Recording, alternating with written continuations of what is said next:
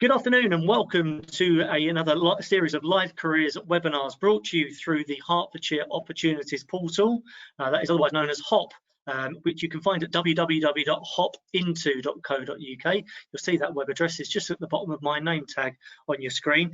This portal has been created for school and college students, specifically in Hertfordshire, to let you know about the jobs market locally to you and the sorts of opportunities that you've got. So we hope that you will have a good look at HOP, and hopefully it'll be a really good resource for you to continue using as you explore your future career options.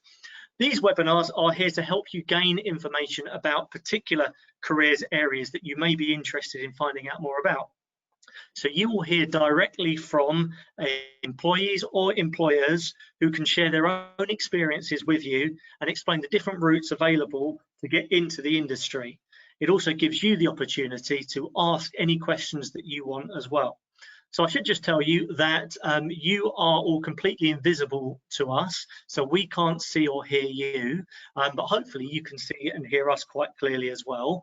The way that you can interact is through text questions. So you should have a dashboard on your screen at the moment, which has a questions tab on it. If you click on the questions, you'll see it opens up a little text box in there. If you type the question in there, it will only be visible to me as the presenter, and then I can then forward your question on to the panelists that you want to ask the question. So if you don't put a name on it, I'll just try and work out who I think it's for, or possibly it's something that all three of our panelists will be able to answer for you. So the questions are anonymous, so no one else will see them except for me, and I won't use your name when I ask the question as well. So we really want to encourage you to ask the questions so that you can leave this session having felt really well informed about careers in the industry that we're looking at today. So today's focus is around careers in public service, and we have panelists, all of whom attended schools in Hertfordshire as well. So it's a very local panel for us today. We're going to be thinking about careers within the civil service, of which Daniel Barcroft will share some of his experience. He specifically will be able to tell you about his current role within the Home Office. And then I'm delighted that we're represented by Hertfordshire's leading employer, so the company that employs more than anybody else in the county, which is Hertfordshire County Council. So Calico is a senior HR officer at Herts County Council, and Kitty Long is part of her team within Human Resources. Kitty is a current apprentice as well, so she'll be able to talk to you about her experiences as an apprentice. So what I'd like to do is I'd like our panelists to introduce themselves and tell you a little bit more about them. So if we start with Daniel, I mean, first of all, Daniel, can you just explain to everybody what is the civil service? Of course, Gareth, thanks for that introduction, and hello to everyone who's logged in to the webinar. So what is the civil service? Well, basically, we civil servants support the government of the day to develop and implement their policies. So if a government wants to do something, we plan how it can be done, and effectively we make it happen. So we're politically neutral, so we stay in our jobs when governments change in an election. And we follow 4 values of integrity, honesty, objectivity, and impartiality. So we don't give our own personal views. We just try and give the best advice. And the main thing that I'd say about the civil service is it's a really big organisation, and it's really varied. So you know, we've got over 400,000 employees across the country, and there's a range of different departments that you can work for. You'll have heard of many of them, from the Home Office to the Foreign Office, the Department for Health, Education, Transport, the list goes on. So there's a brief overview of what the civil service is, Gareth. Okay, thank you very much. And can you tell us about your own particular role within the Home Office, and what does an average day look like for you? I can, thank you. Yeah, so I work in the Home Office. I work particularly in serious violent crime policy. So I work on mainly knife crime and gun crime, and I manage a pot of funding. It's about £40 million that goes to the police for them to tackle knife crime and gun crime. So my job involves both sort of managing that money on the one hand, and sort of tracking performance, which basically means, you know, is knife crime going up or going down? And on the other hand, sort of working really closely with police colleagues and with academics to try and figure out what works. So, you know, how should we be approaching youth violence? What kind of tactics and activities are the best ones for us to develop some future plans? So that's broadly what my role is. Now, what does that really mean in terms of an average day? Well, no 2 days are the same, but like a lot of jobs, I guess I do have a lot of emails, instant messages, meetings and calls. So that's probably what most of my days look like.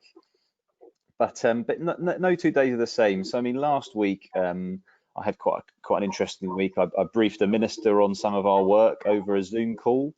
So they were interested to hear what we were up to. I wrote a couple of papers last week that talked about knife crime and approaches to tackle it. I spoke with a couple of academics last week as well about the same thing. And on the other hand, I had to set up a recruitment process to bring some new staff into my team, because a couple of people are leaving. So it's really varied. No 2 days are the same. If I were to sum it up really simply, I guess it's a lot of writing, reading, and talking to people about stuff. But that stuff tends to be quite interesting. Good. Okay, well, we're going to come back and we'll explore a little bit more about some of the things that you just said as we go through this session today, Daniel. Callie, what does Hertfordshire County Council do then, and what are your and Kitty's roles within HR?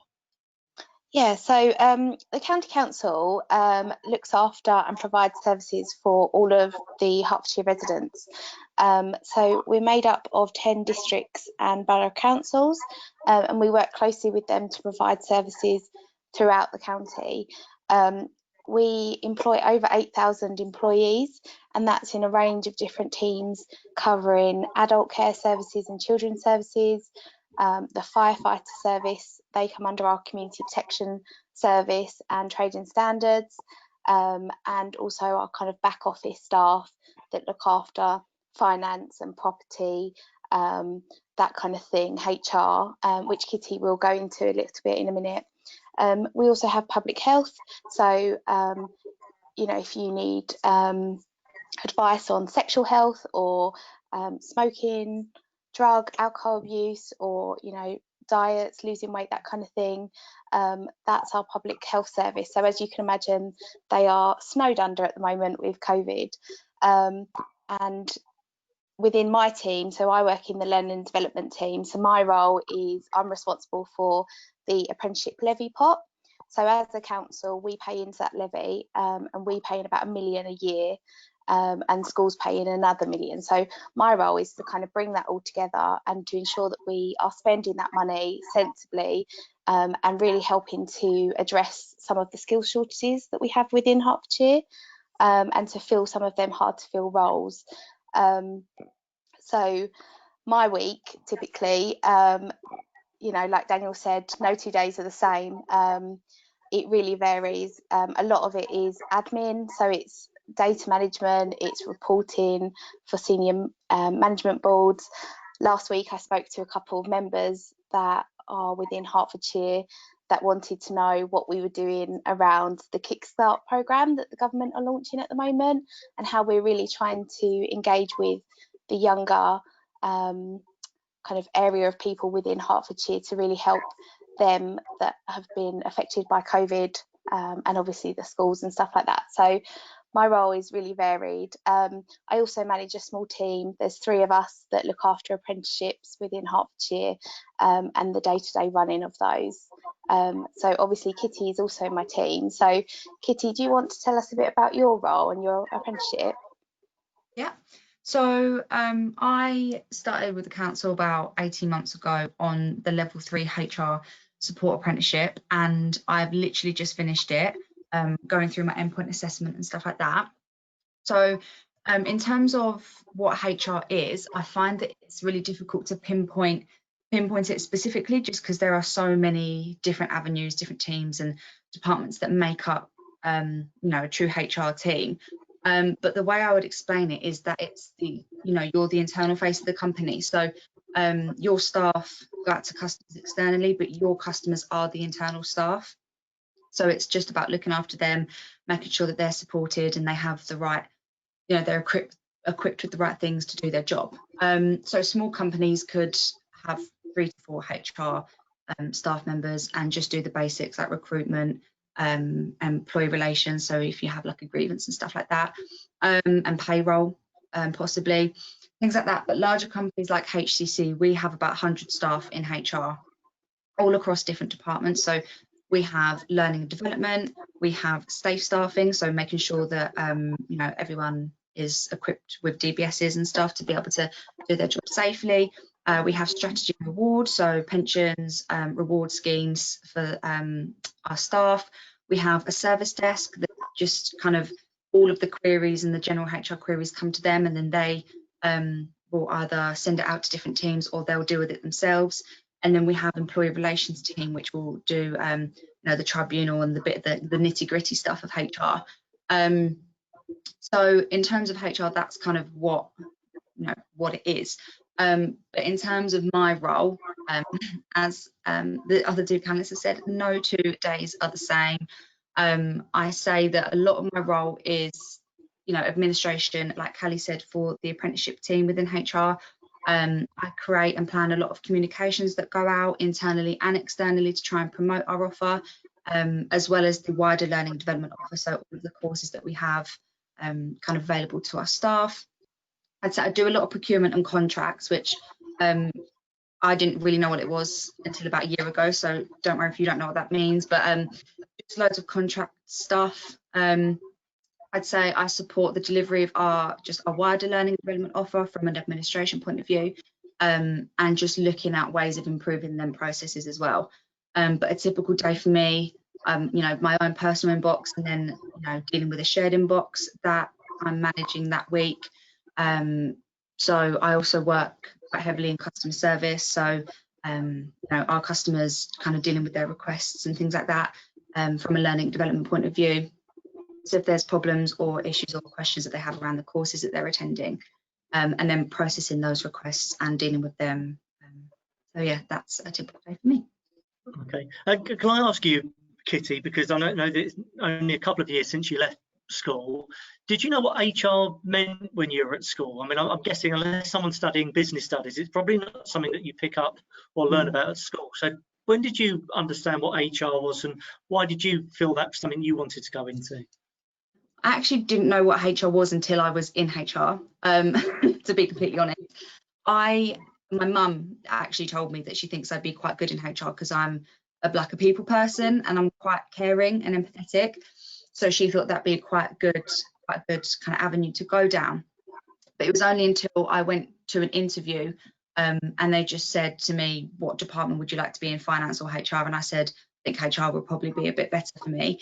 And then that was kind of how I fell into HR. But I had kind of had that idea in my head that I wanted to be in HR, but wasn't quite aware of what it was. But just because there are so many different areas, my kind of thought of what HR was like, you know, they're the mean ones in the business, and they were the ones that could fire you or whatever. But kind of being in HR myself, I realised that that's just, I don't deal with anything like that at all. You know, I didn't even know that learning and development could be part of human resources, but it is. So from that point of view, I didn't know really what it was until I was in the role. Okay, and then Kitty, I'm also interested in the fact that you are currently studying on an apprenticeship programme, and you said it's a level 3 in HR support apprenticeship. So how does that actually work with your job? Because it means you're studying whilst you're actually working, doesn't it? How does that break down? So as an apprentice, it's a thing nationally with apprenticeships, you are entitled to 20% of your working time to be dedicated to off-the-job hours. So that is, you know, studying, writing up your assignments, anything that will help improve, you know, or benefit your studying and your qualification.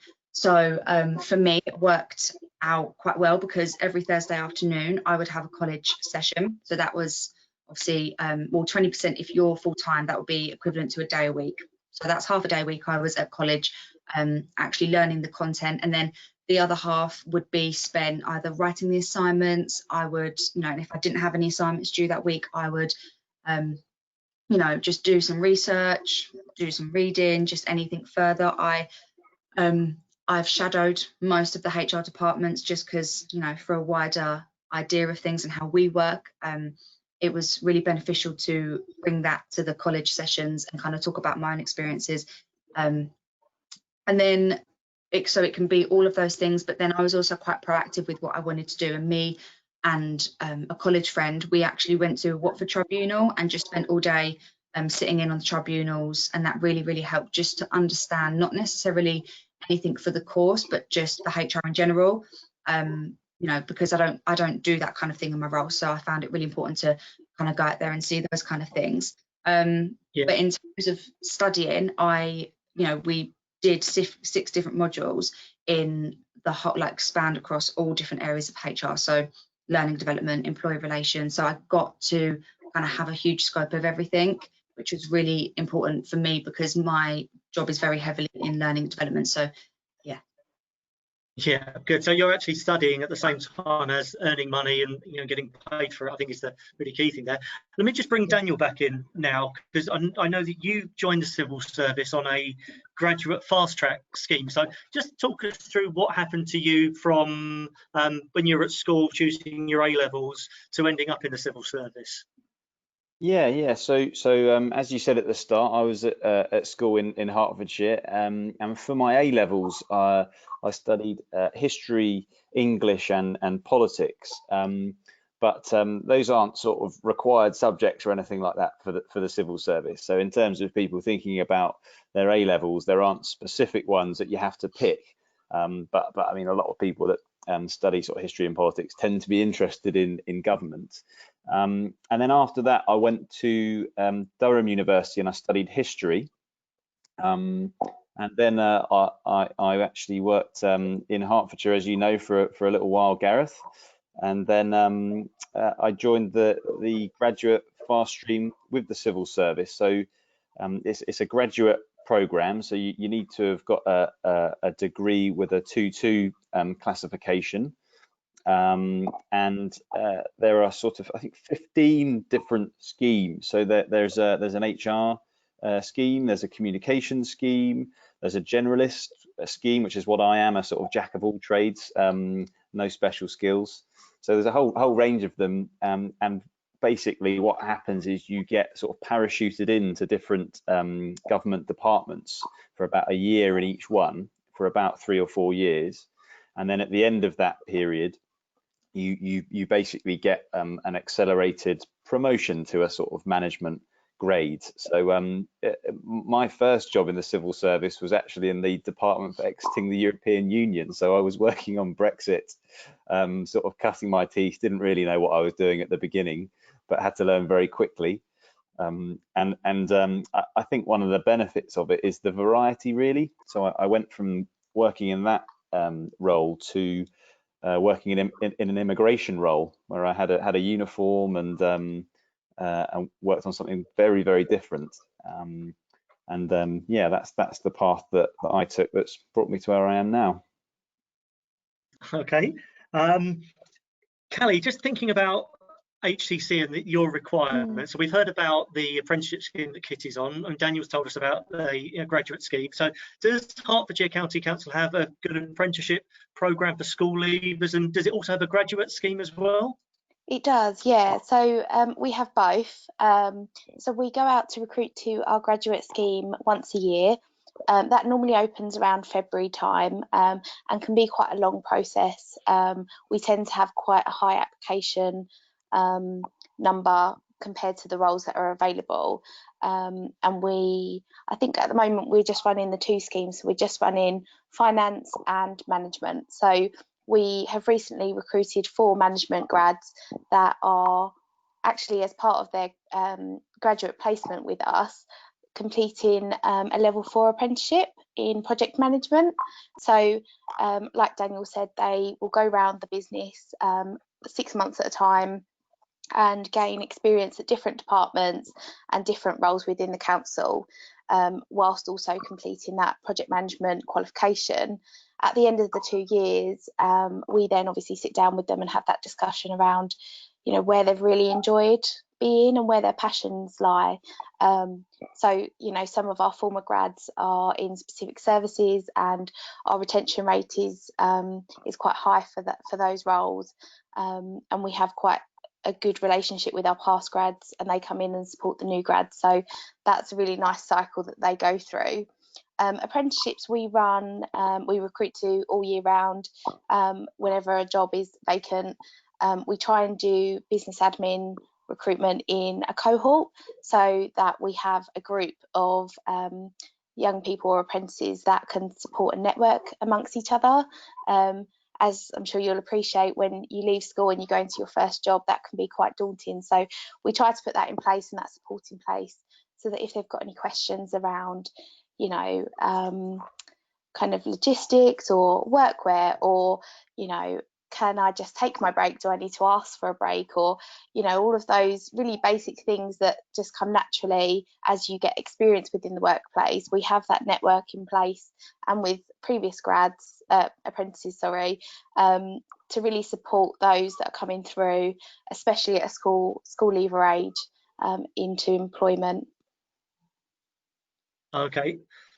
Well, it sounds from both what you've said, Callie, and what Daniel said there, that if you're working for, you know, local government, i.e. Hertfordshire County Council, or for the central government as the civil service, that there are really good opportunities to find out about the whole breadth of the organisations before you find something that you specialise in, and perhaps those sorts of opportunities wouldn't be available with other companies in the private sector.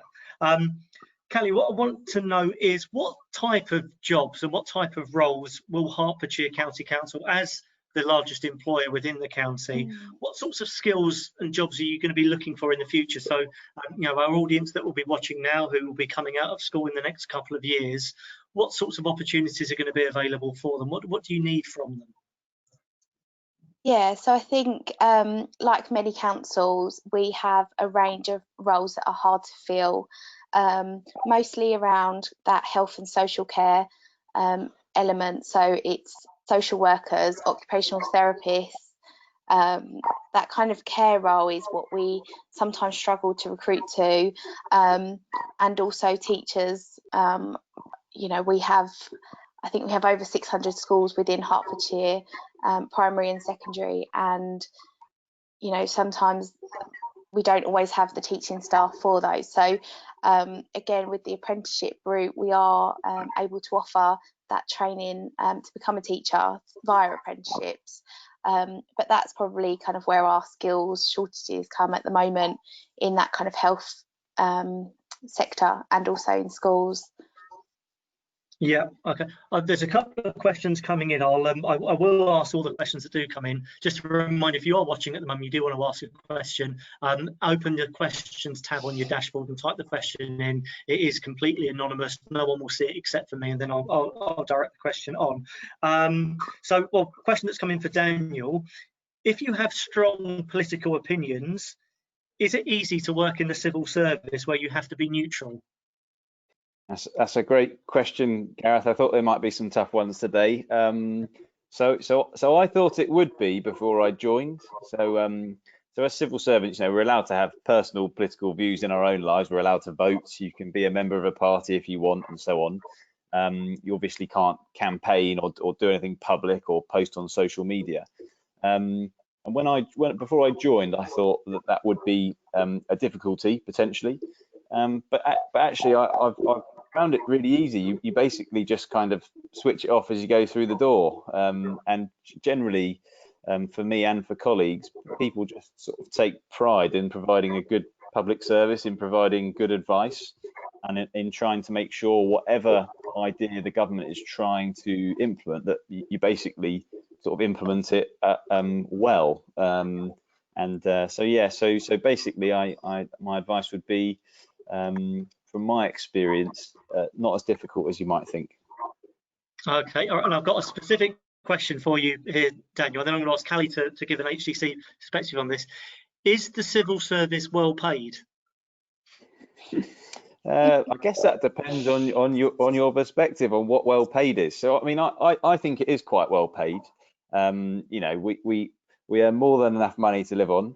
If you want to make the mega bucks, you know, we're probably not the best place. You know, there is more money to earn at kind of your big banks and your big city law firms and that whole world, where you can get into some silly numbers where the zeros seem to just sort of go on forever. But you know, I think we get paid definitely enough to live and to live pretty well.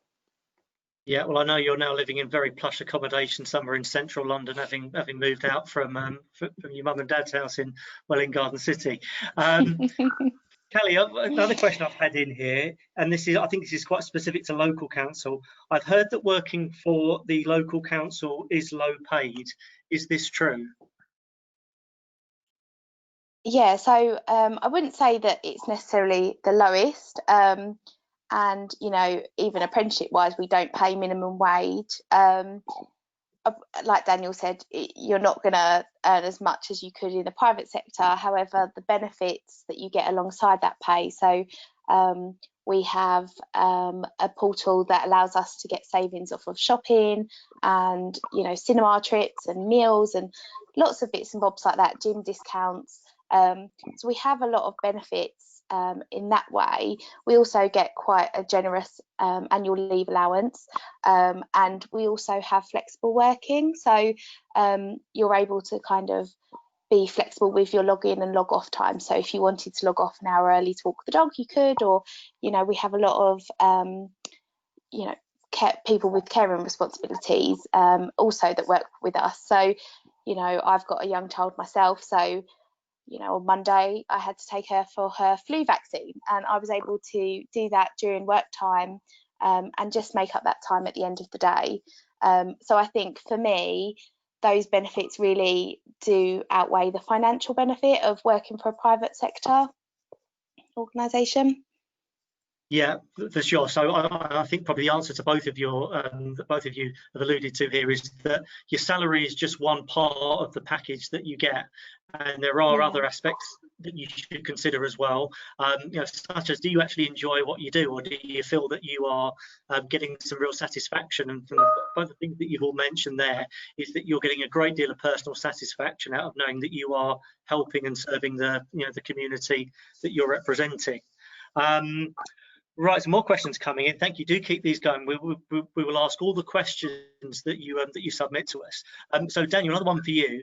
Did you ever struggle with your graduate scheme or find it hard? So are they really trying to test you when you're on that graduate scheme to see sort of the rough from the smooth, so to speak?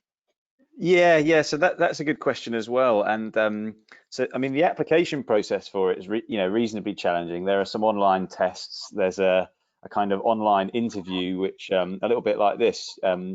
You can't see the person who's speaking to you, but they can see you, which is how I feel right now with you guys. And then there's an assessment centre with some sort of tests in person. So there's that right at the very beginning. Actually, on the scheme itself, the idea is, to really stretch you and test you. There's a little bit of a sort of throw you in the deep end so that you can learn to swim mentality.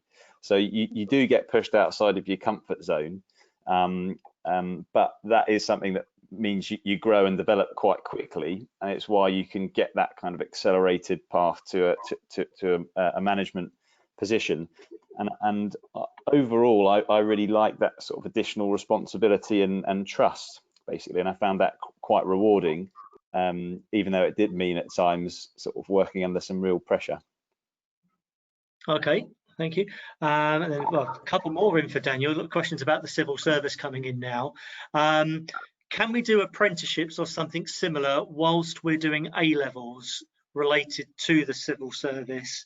And maybe that's an opportunity, Daniel, just to explain that the routes into the civil service aren't purely through the graduate scheme. We know that there's a very active apprenticeship scheme as well. So perhaps you could just tell us a little bit about that. Yeah, that's right. I mean, I can very briefly talk about the different entry routes overall. I mean, broadly, there are 4 entry routes. So we've got internships, apprenticeships, the graduate fast stream, and direct entry. And direct entry is effectively when you see a specific role that you want and you just go for that. In terms of the internships, there's a few different programs. A couple of them are for people who are already at university and are undergraduates, so that's in the internship space.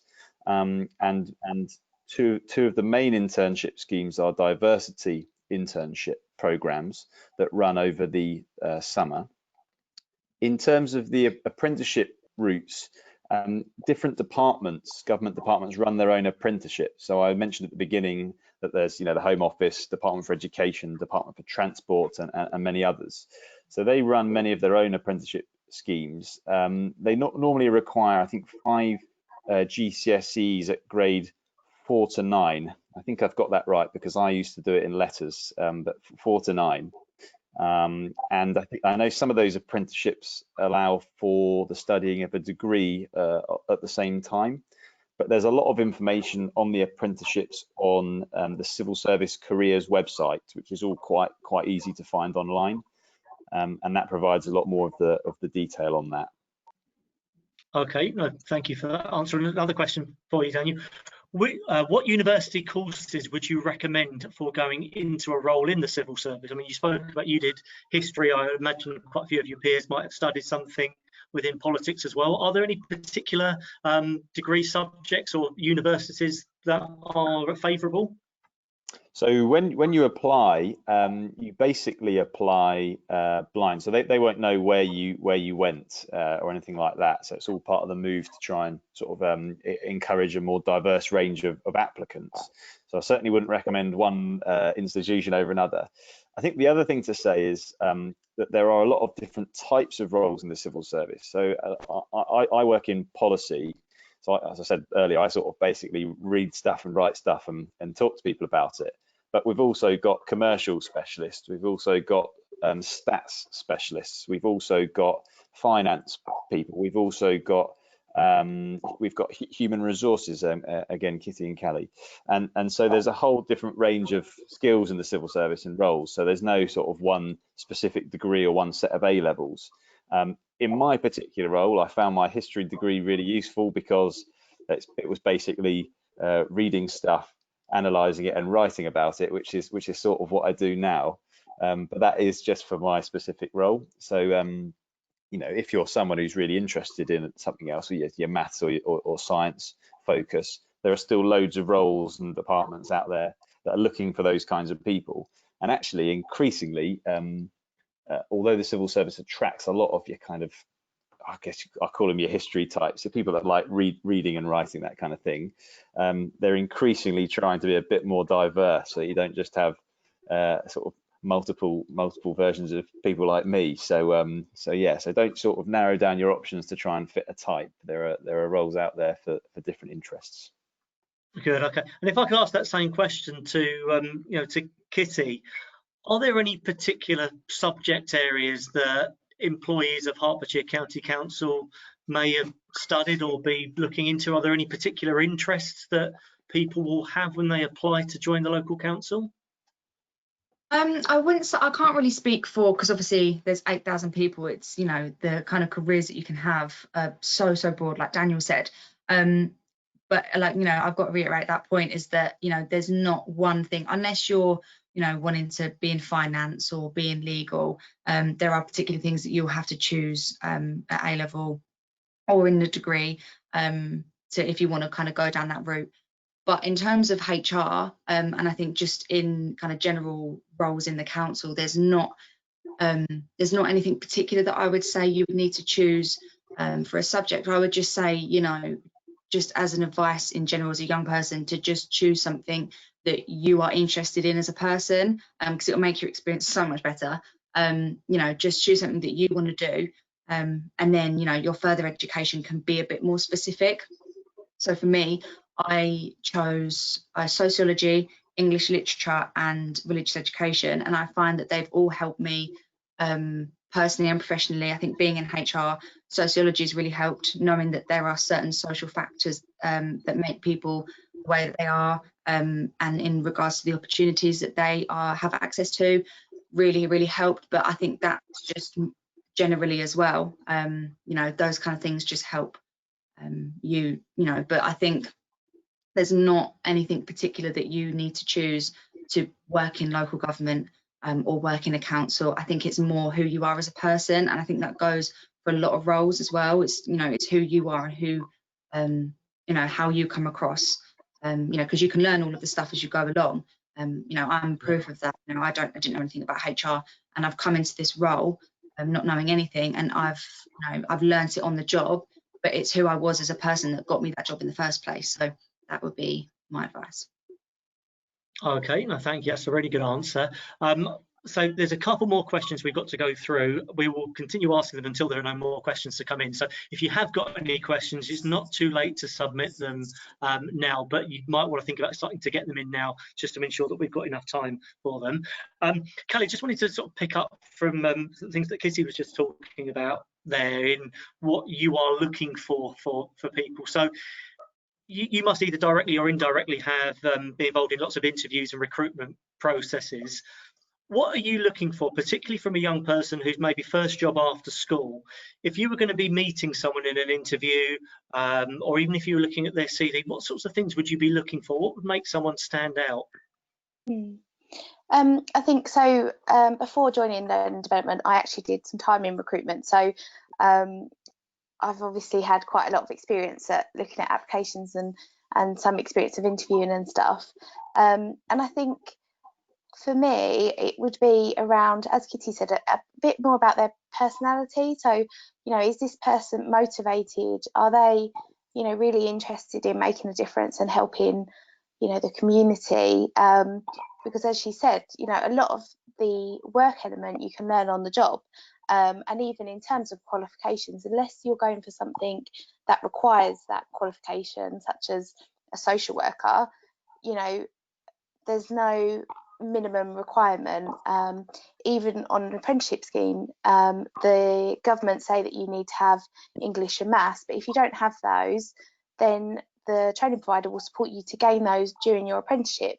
So I think for me, it's those kind of more basic skills around, you know, can that person communicate effectively, and are they engaged, and, you know, are they trying to think of the word, but, you know, are they passionate and enough to kind of get somewhere? And so I think it's more around the self skills or attributes and behaviours that I'd be looking out for, rather than necessarily qualifications.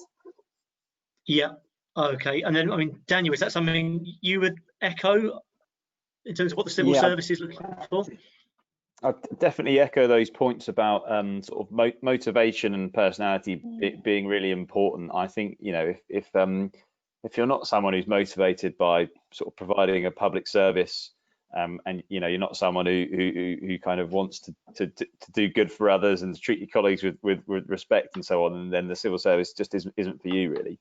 In terms of what people are looking for, of course, there are different routes where different entry routes where the requirements are different. But I think overall, you know, probably looking for people that have got sort of decent communication skills, some analytical skills, so can look at something and kind of, you know, work out what it means, and are able to work with other people. So I think generally, no matter which entry route you go through, people will normally be looking for some kind of evidence that you don't need to be the life and soul of the party or anything, but that you're a bit of a people person, that you've got some interpersonal skills, and that you can work well with other people. Yeah. Okay, fine. A couple remaining questions I just wanted to ask. Kitty, how did you actually find your apprenticeship position in the first place? Well, where do you go to find out about apprenticeship vacancies? So I wasn't really clued up on where to go at the time. I was just looking for another job, and it just so happened that my mum worked for the college that I did my apprenticeship at. But my mum did help me quite a lot because she works within apprenticeships and enrolments and stuff like that. So I looked on the Hertfordshire County Council website and just saw that there was an apprenticeship available. But in terms of, I wasn't really clued up, so I think that the work that we're doing here is obviously helping a lot more, and I wish I kind of had that when I was looking for an apprenticeship. But to be completely honest, there wasn't, you know, one place that I went to look for a load of apprenticeships. I was really, really lucky and found an apprenticeship in HR, and was really, really lucky that I got the job. But now that with the knowledge that I know, I wish there was that out there for me. But yeah, I was just really, really lucky that I found this particular role. Okay, and then, well, Callie, where should someone go to if they wanted to find out about positions within Hertfordshire County Council? Have you got a specific careers page on the website? We do, yeah. So we have the County of Opportunities, which is our jobs page. In terms of apprenticeships, there is the National Apprenticeship website as well. So if you were looking for an apprenticeship and perhaps you didn't know who you wanted to work for, you could search there as well, just to see what apprenticeships are available within your local area.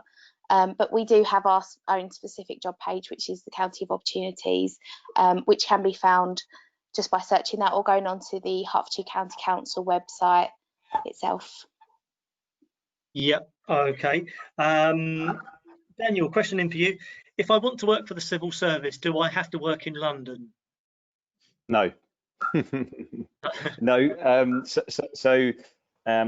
There are, yeah, so there are over 400,000 civil servants across the country. In terms of that makeup, I think London only makes up about 18 or 19, less than 20% of all the UK civil servants. So, you know, I think the east of England, which is probably where Hertfordshire falls in, has about 5%. I think the Northwest has about 12%, Scotland has about 10%. So there's lots of jobs outside London.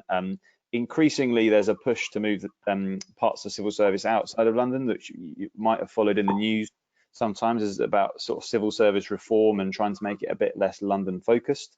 And of course, with what's happened recently, the kind of life over video like we're doing now is becoming increasingly popular. So I imagine the sort of importance of London as the civil service hub will become sort of weaker. But at the same time, you know, Parliament is in London, at least at the moment anyway. And so there will always be a little bit of a pull towards London in terms of opportunities and kind of being close to government. But yeah, being outside of London is certainly not a sort of game stopper. No, okay. And then, well, look, final question that I'm going to ask Kitty. I'm going to ask you this question. We'll finish on you. Why would a young person in Hertfordshire, why would they want to go and work for their local council? Okay, good question, actually. I think that when I was leaving school, I was, you know, I thought, you know, I'm going to go straight to work. I'm not going to university. I'm going to get like a really cool job in the private sector and earn loads of money, and because that's all I care about. And I think that then I found this job, and I was working previously before this job in a really small private sector business, and I wasn't being paid very much, and I was a bit down about it. And I think, you know, when I would say to people, oh, I've got an interview at Hertfordshire County Council, they go, oh, that's a great opportunity, like they have really great opportunities there. And I'd be like, really? Because I really had no idea about kind of the benefits of working there, especially as a young person, because it doesn't sound very adventurous, you know, oh, I work for the local government. But I think, you know, especially during this pandemic, job security has been such an amazing benefit of mine. I think, you know, I didn't go on furlough. You know, none of us did. You know, I know that I'm safe and secure in the job that I've got, and I'm not at a threat of, you know, redundancy or being fired or anything like that. So I didn't think I'd care about that, but, you know, times change, and that's something that has really, really, you know, I can't thank the council enough for the support that they've given me as well, in terms of, you know, personal support, you know, mental health and stuff like that. They're really, you know, on it with things like that. And you know, going back to the salary question that Daniel and Callie asked, as a young person, I was shocked at how much I was earning, because it's actually quite a decent salary for a 20-year-old. So from that point of view, you know, that was a really big benefit for me as well, was the salary.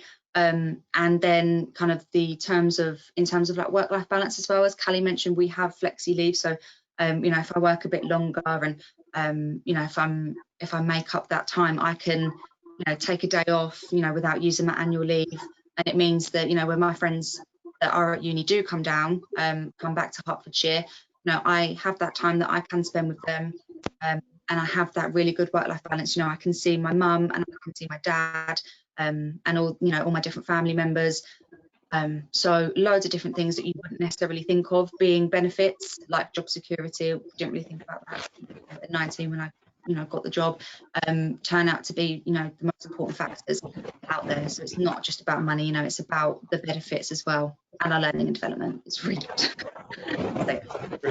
Okay, you've sold it very well, as indeed Callie has, and indeed Daniel has, looking at careers generally within public service, both for the central government or in local government. So just in conclusion, I really do encourage all of you that are watching at the moment, whether you're watching live or whether you're watching this via our YouTube link, to do have a look at hopinto.co.uk. So it is the web address that is in on my name tag at the bottom at the moment. Type that in. Hopinto provides you details of all the current live vacancies that are available in Hertfordshire at the moment. It will also provide you with lots of information about the sorts of jobs and the sorts of industries that are employing young people within the county as well. So it's a really good resource. We hope that you'll see it within school and use it outside of school as well. So let me just thank everybody who's watched us live and for contributing and providing some really good questions to add to provide for our panel today. And then finally, let me just conclude by thanking our panel, so Kitty, Callie and Daniel, for giving up their time to join us this afternoon. We look forward to seeing you again soon. Next week we'll return with another webinar on careers and social. More details followed by your teachers. So thanks very much. Enjoy the rest of your afternoon.